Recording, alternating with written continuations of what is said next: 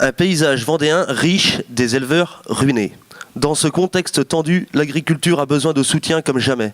Les éleveurs n'arrivent plus à se faire entendre, ils désespèrent. Ce que je vais vous dire dans ce discours est ressorti de tout ce qu'on entend dans les campagnes et que personne n'ose dire. Les agriculteurs se renferment de plus en plus, dû, je pense, à une mauvaise écoute de nos représentants. Je commence par le syndicalisme, ça va peut-être pas spécialement plaire. Le syndicalisme a besoin de la base pour avancer, ce qui n'est pas toujours le cas quand nous sommes confrontés à une crise comme aujourd'hui. Je n'ai pas été nommé président du JA des herbiers et délégué de laiterie pour rester indifférent par rapport à tout ce qui se passe. Remettons les choses à leur place et les vaches seront bien gardées. Au niveau syndical, que j'ai toujours suivi et que je suivrai encore, demain, il y a des incompréhensions pour les agriculteurs qui n'y croient plus. Certes, il est plus facile de négocier 1 litre de fioul, une complémentaire santé ou encore de l'énergie par rapport à 1 litre de lait ou 1 kilo de viande, qui représente quand même 90% de nos revenus. La coopérative. Doit-on aujourd'hui être fier d'être coopérateur? Pour moi, non. On nous nomme comme associés coopérateurs. Pas facile quand on n'a pas le choix.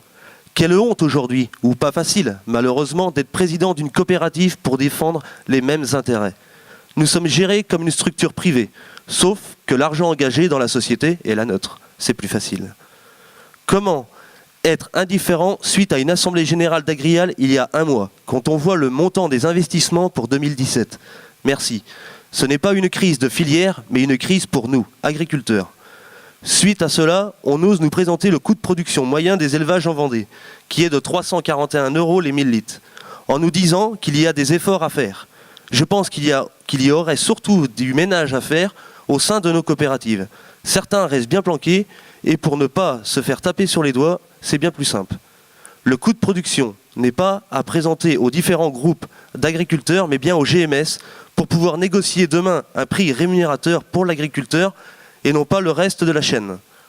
Viande bovine, rien de tel que le cœur de gamme pour faire parler les gars dans la cave. En as-tu eu du cœur de gamme? Pas moi. Ah oui, moi, 9 sur 10, alors qu'avant j'étais pas à la COP. Et toi? Oh, ben une moitié de vache qui est passée.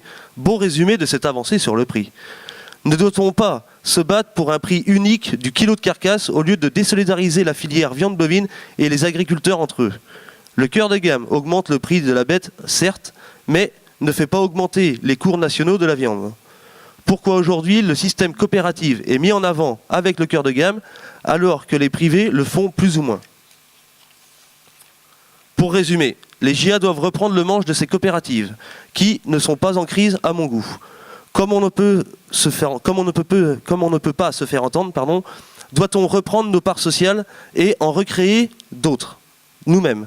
Cela les ferait sûrement réfléchir s'il n'y avait plus de produits à transformer. Maintenant, mon dernier souhait est de retrouver un nouveau président pour le canton et un trésorier pour un meilleur dynamisme au sein des jeunes de demain.